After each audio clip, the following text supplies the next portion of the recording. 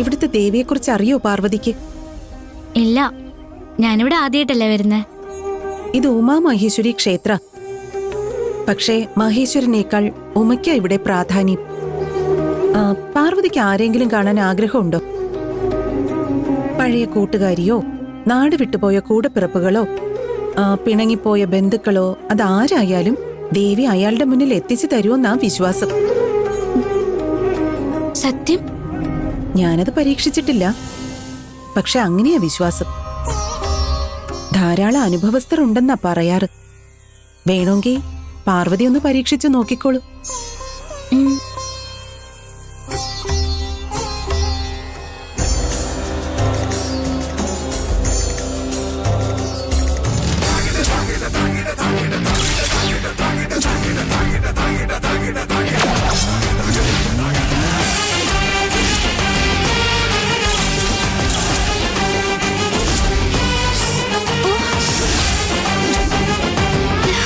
എന്തുപറ്റി? മാഡം, കണ്ണിൽ പൊടി പോയി. എവിടെ നോക്കട്ടെ.